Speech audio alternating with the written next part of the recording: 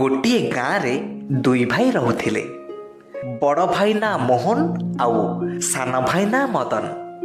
ଦୁହେଁ ଅଲଗା ଅଲଗା ହେଇ ନିଜ ପରିବାର ସହ ରହୁଥିଲେ। ବଡ଼ ଭାଇ ମୋହନ ଥିଲା ଭାରି ଚାଲାକ, କିନ୍ତୁ ମଦନ ଥିଲା ଗୋଟିଏ ଗଜ ମୂର୍ଖ। ତାର ଟିକିଏ ବି ଉପସ୍ଥିତ ବୁଦ୍ଧି ନଥିଲା। ସେଇଥିପାଇଁ ସେ ସବୁବେଳେ ଲୋକହସା ହୁଏ। ଥରେ ମଦନ ଦେଖିଲା ଯେ ବଡ଼ ଭାଇ ସବୁଦିନ ବାଡ଼ିରୁ ପରିବାପତ୍ର ନେଇ ହାଟକୁ ଯାଉଛି। ତାକୁ ବିକ୍ରି କରି ଭଲ 2 ପଇସା ରୋଜଗାର କରୁଛି।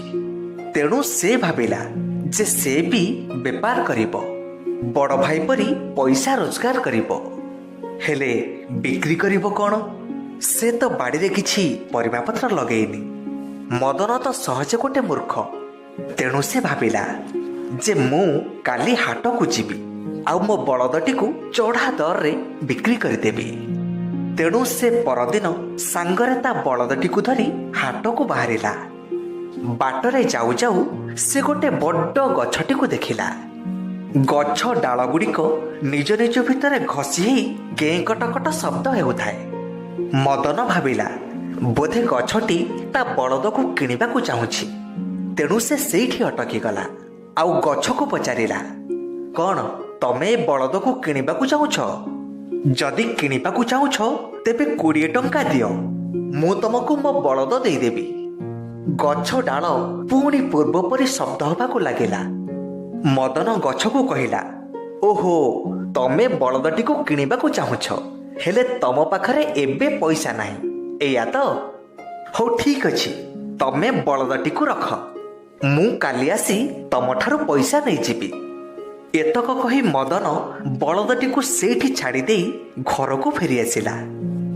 ଘରକୁ ଆସିବା ପରେ ବଡ଼ ଭାଇ ମୋହନ ମଦନକୁ ପଚାରିଲା, କିରେ ମଦନ, ତୋ ବଳଦ କୁଆଡ଼େ ଗଲା? କାହିଁ ମୁଁ ତ ଦେଖିବାକୁ ପାଉନି। ମଦନ କହିଲା, ମୁଁ ବଳଦକୁ ବିକ୍ରି କରିଦେଇଛି। ମୋହନ କହିଲା, ଟଙ୍କା ଆଣିଛୁ ନା କାହାକୁ ମାଗଣାରେ ଦେଇଦେଇଛୁ? ମଦନ କହିଲା, ଆଣିନି ଯେ, ହେଲେ ସେ କହିଛି ମୋତେ କାଲି ଦେବ ବୋଲି। ଏତକ ଶୁଣିସାରିବା ପରେ ମୋହନ ସେଠୁ ଚାଲିଗଲା। ପରଦିନ ବଡି ଭୋରୁ ମଦନ ସେଇ ଗଛ ପାଖରେ ପହଞ୍ଚିଲା, କିନ୍ତୁ ସେଠି ଆଉ ତା ବଳଦ ନଥିଲା।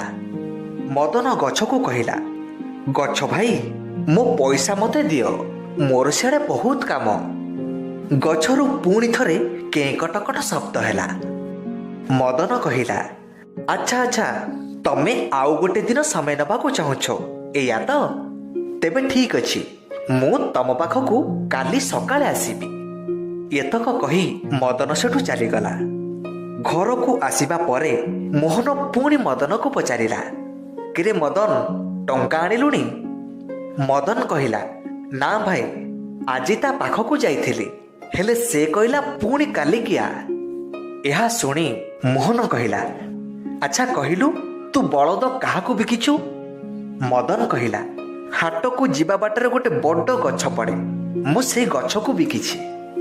ମୋହନ କହିଲା, କାହାକୁ? ସେ ଗଛକୁ? ମଦନ ହଁ ମାରିଲା। ଏକଥା ଶୁଣି ମୋହନ ଆଶ୍ଚର୍ଯ୍ୟ ହେଇ କହିଲା, ଆରେ ମୂର୍ଖ, ତୁ ଗଛକୁ ବଳଦ ବିକିଛୁ, ସେ କ'ଣ ତତେ ପଇସା ଦେବ? ଯା, ଆଉ ସେ ବଳଦ ସେଠି ଥିବ ନା ତୁ ପଇସା ପାଇବୁ?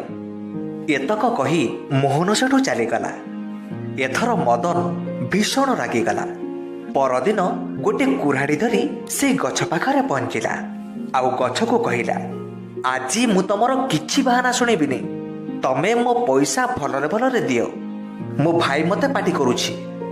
ସେତେବେଳକୁ ପବନ ହେଉନଥାଏ, ତେଣୁ ଗଛ ବି ଚୁପଚାପ। ଗଛରୁ କିଛି ଜବାବ ନ ଆସିବାରୁ ମଦନ ଆହୁରି ରାଗିଗଲା। ରାଗିଯାଇ କୁରାଢ଼ୀରେ ଗଛକୁ ଚୋଟ ପରେ ଚୋଟ ମାରି ଚାଲିଲା। ସଙ୍ଗେ ସଙ୍ଗେ ଗଛଟି ଭାଙ୍ଗି ପଡ଼ିଲା। ଠିକ୍ ସେଇ କୋରଡ଼ ଭିତରୁ ଖସି ପଡ଼ିଲା ଗୋଟିଏ ଗଣ୍ଠିଳି। ମଦନ ବଡ଼ ଆଗ୍ରହରେ ସେ ଗଣ୍ଠିଳିକୁ ଧରିଲା ଆଉ ତାପରେ ଗଣ୍ଠିଳିଟିକୁ ଖୋଲି ଦେଖେ ତ ଗଣ୍ଠିଳିରେ ବହୁତ ଗୁଡ଼ିଏ ସୁନା ଅଳଙ୍କାର। ବୋଧେ କୋଉ ଚୋର ସେ ସୁନା ଗଣ୍ଠିଳିକୁ ଚୋରି କରି ଆଣି ସେ କୋରଡ଼ ଭିତରେ ସାଇତି ରଖିଥିଲା। ମଦନ ଏତେ ଗୁଡ଼ିଏ ସୁନା ସବୁକୁ ଦେଖି ଖୁସିରେ ନାଚି ଉଠିଲା। ସେ ଭାବିଲା ବୋଧେ ଗଛ ତାକୁ ଡରି ପଇସା ବଦଳରେ ଏ ସୁନା ସବୁକୁ ତାକୁ ଦେଇଦେଲା। ସେଉଠୁ ମଦନ ଖୁସି ମନରେ ଘରକୁ ଫେରିଲା। ଆଉ ସେଇଦିନଠୁ ମଦନ ଖୁସିରେ ତା ଦିନ କାଟିଲା।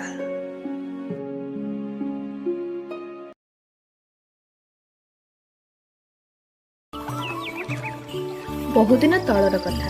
ରାମପୁର ନାମକ ଗୋଟିଏ ଗ୍ରାମରେ ମିକି ବୋଲି ଗୋଟିଏ ଝିଅ ଥିଲା। ସେ ଗ୍ରାମର ମୁଖିଆଙ୍କ ଝିଅ। ବାପା ମାଙ୍କର ଭାରି ଗେହ୍ଲା। ଛୁଆଟେ ବେଳୁ ତାର ବାପା ମା ବଡ ଯତ୍ନର ସହ ତାକୁ ପାଳିଥିଲେ। ମିକି ଉପରକୁ ଟିକେ ଦୁଃଖ ଆସିବାକୁ ମଧ୍ୟ ଦେଉନଥିଲେ। ଗେହ୍ଲାରେ ବଢିବାରୁ ମିକି ଭାରି ଦୁଷ୍ଟ ହେଇଯାଇଥିଲା। ହେଲେ ସେ ଦୟାଳୁ ଓ ବୁଦ୍ଧିଆ ଥିଲା। ତାର ଗୋଟିଏ କୁକୁର ଥିଲା। କୁକୁରର ନାଁ ଥିଲା ଚିକୁ। ମିକି ଆଉ ଚିକୁ ସବୁବେଳେ ମିଶି ଖେଳୁଥାନ୍ତି।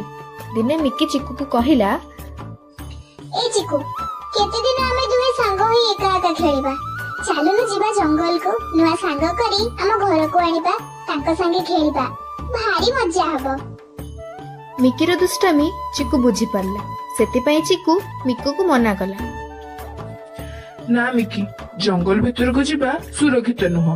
ତୋର ଯଦି ନୂଆ ସାଙ୍ଗ ଦରକାର ତାହେଲେ ଚାଲ ଯିବା ଗାଁ ଭିତରକୁ। ସେଠି ବହୁତ ପିଲା ଅଛନ୍ତି, ତାଙ୍କ ସହ ସାଙ୍ଗ ହବା ଆଉ ଖେଳିବା। ଆରେ ତୁ ଡରୁଛୁ କଣ ପାଇଁ? ଆମର କିଛି ବି ହବନି, ଦେଖିବୁ। ଚାଲ ଯିବା ଜଙ୍ଗଲକୁ ଆଉ ନୂଆ ସାଙ୍ଗ କରି ଧରି ଆସିବା। ତୁ କାହିଁ ବୁଝୁନୁ କହିଲୁ? ଆମେ ଯଦି ଜଙ୍ଗଲକୁ ଯିବା ଘରେ ସମସ୍ତେ ବ୍ୟସ୍ତ ହେବେ। ତୁ ଚାଲ ଯିବା ଆମେ ଗାଁକୁ। ନାଇଁ, ମୁଁ ସେ ଗାଁରେ ସାଙ୍ଗ କରିବିନି। ତୁ କଣ ଜାଣିନୁ? ଗାଁରେ ସାଙ୍ଗ କଲେ ସେମାନେ ଆମ ପାଖେ ରହିବେନି, ନିଜ ଘରକୁ ପୁଣି ପଳେଇବେ। ତୁ ଯଦି ଯିବୁନୁ ତ ନ ଯା, ମୁଁ କିନ୍ତୁ ଯିବି ଜଙ୍ଗଲକୁ। ଏହା କହି ମିକି ରାଗ ତମତମରେ ଜଙ୍ଗଲ ଆଡେ ବାହାରି ଗଲା। ମିକିର ଏମିତି ଦୁଷ୍ଟାମିରେ ଚିକୁ ବ୍ୟଥିତ ହୋଇ ତା ସାଙ୍ଗରେ ବାହାରିଲା। ରହ ମିକି, ମୁଁ ଯାଉଛି। ମିକି ଆଉ ଚିକୁ ଦୁହେଁ ମିଶି ଜଙ୍ଗଲ ଭିତରକୁ ଗଲେ। ଜଙ୍ଗଲ ଧୀରେ ଧୀରେ ଘଞ୍ଚ ହେବାକୁ ଲାଗିଲା। ଚିକୁକୁ ଜଙ୍ଗଲ ଦେଖି ଭୟ ଲାଗିଲା, ହେଲେ ମିକି ସାହସର ସହ ଆଗେଇ ଚାଲିଲା। ବାଟରେ ଯାଉ ଯାଉ ତାଙ୍କର ଦେଖା ହେଲା ଗୋଟେ କଇଁଛ ସହ। ଆରେ କଇଁଛ, ତମ ନାଁ କଣ? ମୁଁ ପିନୁ। ଆଉ ତମେ? ମୁଁ ମିକି। ଏଇ ପାଖ ଗାଁରେ ମୋର ଘର। ଆଚ୍ଛା କହିଲ ଦେଖି, ତମେ ମୋ ସାଙ୍ଗ ହବ? ମୋ ସାଙ୍ଗରେ ଆମ ଘରକୁ ଯିବ? ନାଇଁ ଆଜ୍ଞା, ମୁଁ ମୋ ପରିବାର ଧରି ଏ ଜଙ୍ଗଲରେ ରହିଛି। ମୋର 2ଟା ପିଲା, ତାଙ୍କୁ ଛାଡି ମୁଁ କୁଆଡେ ଯିବିନି। ଏମିତି କଥା ଶୁଣି ମିକି ମନ ଦୁଃଖ କରି କଇଁଛକୁ ବିଦାୟ ଦେଲା ଆଉ ଚିକୁ ସହ ଆଗକୁ ବଢିଲା। ବାଟରେ ଯାଉ ଯାଉ ତାଙ୍କର ଦେଖା ହେଲା ଗୋଟେ ଦୁଷ୍ଟ ମାଙ୍କଡ ସହ। ତାର ନାଁ ଗୁଡୁ। ଗୁଡୁ ଭାରି ଚଗଲା। ଅନ୍ୟମାନଙ୍କୁ ଅସୁବିଧାରେ ପକେଇ ସେ ଭାରି ଖୁସି ହୁଏ। ସେ ମିକି ଆଉ ଚିକୁଙ୍କୁ ଦେଖି ତାଙ୍କ ପାଖକୁ ଆସିଲା ଆଉ କହିଲା, ତମେ ମାନେ କୁଆଡେ ଆସିଛ? ତମେ କଣ ଜାଣିନ? ଏ ଜଙ୍ଗଲରେ ଗୋଟିଏ ମହାବଳ ବାଘ ଅଛି। ସେ ଯଦି ତୁମକୁ ଦେଖିବ ତ ତମକୁ ମାରି ଖାଇଦବ। ଆମେ ଜଙ୍ଗଲକୁ ନୂଆ ସାଙ୍ଗ କରିବାକୁ ଆସିଛୁ। କଣ ସତରେ ଏଠି ମହାବଳ ବାଘ ଅଛି? ତାହେଲେ ମୁଁ ତ ତାରି ସାଙ୍ଗରେ ହିଁ ସାଙ୍ଗ ହେବି। ମିକି, ତୁ କଣ କହୁଛୁ ଜାଣିପାରୁଛୁ ତ? ସେ ମହାବଳ ବାଘ, ସେ ଆମକୁ ଦେଖିଲେ ମାରିଦବ। ଆଉ ତୁ କହୁଛୁ ତା ସହ ସାଙ୍ଗ ହବାକୁ? ଚିକୁ ଠିକ କହୁଛି। ସେ ମହାବଳ ବାଘ ବହୁତ ଭୟଙ୍କର। ତାର ଦୟା ବୋଲି କିଛି ନାହିଁ। ଏମିତି ପାଗଳାମି କରିବା ଉଚିତ ନୁହଁ। ତମେ ମାନେ ଏତେ ଡରୁଛ କଣ ପାଇଁ? ଦେଖିବ, ସେ ଆମ ସାଙ୍ଗ ନିହାତି ହବ। ତମେ ଚାଲ ମୋ ସାଙ୍ଗରେ। ମିକିର ଏମିତି କଥା ଶୁଣି ଗୁଡୁ ଭାବିଲା, ମୁଁ ତ ଏମାନଙ୍କୁ ଡରେଇବାକୁ ଆସିଥିଲି, ହେଲେ ଏମାନେ ତ ବହୁତ ସାହସୀ। ସେପଟେ ମିକି ଆଉ ଚିକୁ ବାଘ ସନ୍ଧାନରେ ବାହାରି ପଡିଲେ। ତାଙ୍କୁ ଯିବାର ଦେଖି ତାଙ୍କ ପଛେ ପଛେ ଗୁଡୁ ମଧ୍ୟ ଗଲା। ମିକିର ଏମିତି ପାଗଳାମି ଦେଖି ଚିକୁ କହିଲା, ମିକି, ତୁ କାହିଁକି ଜିଦି କରୁଛୁ? ତୁ ଚାଲ ଘରକୁ ଯିବା। ମା ସେପଟେ ଆମକୁ ଖୋଜୁଥିବେ। ମିକି କିନ୍ତୁ ଚିକୁର କଥା ଶୁଣିଲାନି। ତୁ ଏତେ ଡରକୁରାଟା, ତୁ ଯଦି ଯିବୁନୁ ତ ନ ଯା, ମୁଁ କିନ୍ତୁ ଯିବି। ବାଘକୁ ସାଙ୍ଗ କରି ଘରକୁ ନିହାତି ନେବି। ଚିକୁ କିନ୍ତୁ ଗୋଟିଏ ଭଲ ସାଙ୍ଗ। ସେ ମିକିକୁ ଏକା ଛାଡି ଗଲାନି। ମିକି ସହ ଜଙ୍ଗଲ ଭିତରେ ବାଘକୁ ଖୋଜି ବୁଲିଲା। ଗୁଡୁ ମଧ୍ୟ ତାଙ୍କ ସାଙ୍ଗରେ ମିଶି ବାଘକୁ ଖୋଜୁଥିଲା। ଏମିତି ବହୁତ ସମୟ ଖୋଜିବା ପରେ ସେମାନେ ବାଘକୁ ଶୋଇଥିବାର ଦେଖିଲେ। ବାଘକୁ ଦେଖି ମିକି ଭାରି ଖୁସି ହେଇଗଲା ଆଉ ସେ ଚିକୁ ଆଉ ଗୁଡୁକୁ କହିଲା, ଦେଖ, ବାଘ ସେଠି ଶୋଇଛି। ଚାଲ ଆମେ ତା ପାଖକୁ ଯିବା। ମିକିର ଏମିତି କଥା ଶୁଣି ଗୁଡୁ କହିଲା, ମିକି, ଏବେ ବି ସମୟ ଅଛି, ପଳେଇ ଚାଲ। ଏ ବାଘ ବହୁତ ଭୟଙ୍କର, ଆମକୁ ମାରିଦବ। ଚିକୁ ମଧ୍ୟ ମିକିକୁ ବହୁତ ବୁଝେଇବାକୁ ଚେଷ୍ଟା କଲା, ହେଲେ ମିକି ବୁଝିଲାନି। ଏମିତି କଥା ହେବା ଭିତରେ ବାଘଟି ହଠାତ୍ ଉଠି ପଡିଲା।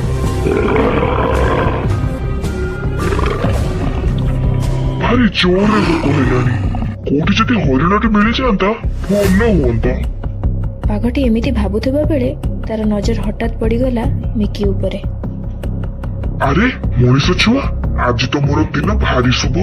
ସୁଆଦିଆ ମଣିଷ ମାଂସ ଖାଇବାକୁ ମିଳିବ। ବାଘଟି ମିକି ପାଖକୁ ଆସିବା ସମୟରେ ଗୋଟିଏ ଶିକାରୀର ଜାଲରେ ଫସିଗଲା।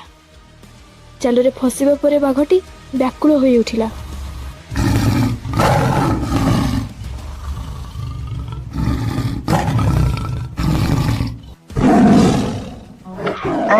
ବଞ୍ଚାଅ, ଶିକାରୀ ଆସିଲେ ମତେ ମାରିଦେବ।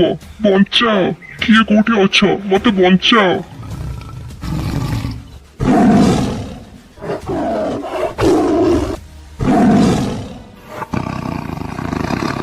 ବାଘର ଏମିତି ପରିସ୍ଥିତି ଦେଖି ମିକି ଜାଲ ପାଖକୁ ଧାଇଁଗଲା।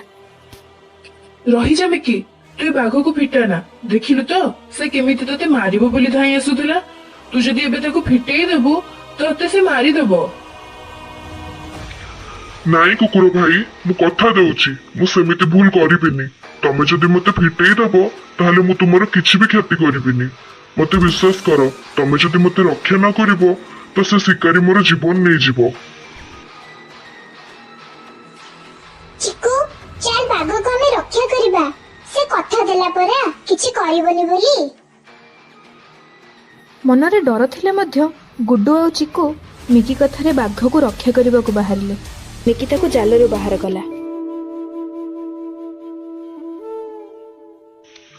ତୁମମାନଙ୍କୁ ବହୁତ ବହୁତ ଧନ୍ୟବାଦ। ମୋର ଜୀବନ ବଞ୍ଚାଇ ଦେଲ। ଆଉ ମତେ କ୍ଷମା କରିଦବ, ମୁଁ ତୁମକୁ ଆକ୍ରମଣ କରିବାକୁ ବାହାରିଥିଲି। ନାଇଁ ବାଘ ଭାଇ, ଆମେ କେବଳ ଆମର ସାଙ୍ଗ ହବାର କର୍ତ୍ତବ୍ୟ କରିଛୁ। ବାଘ ଭାଇ, ତମେ ଆମ ସହ ସାଙ୍ଗ ହବ? ଆମ ସହ ଆମ ଘରକୁ ଯିବ? ମୁଁ ତମ ସହ ସାଙ୍ଗ ହେବି, ହେଲେ ତୁମ ସହ ତମ ଘରକୁ ଯାଇପାରିବିନି। କାରଣ ସମସ୍ତେ ମତେ ଡରନ୍ତି ଆଉ ମୋ ଛାଲ ପାଇଁ ଶିକାର ମଧ୍ୟ କରନ୍ତି। ମୁଁ ଯଦି ଗାଁକୁ ଯିବି ତ ସମସ୍ତେ ମତେ ମାରିଦେବେ।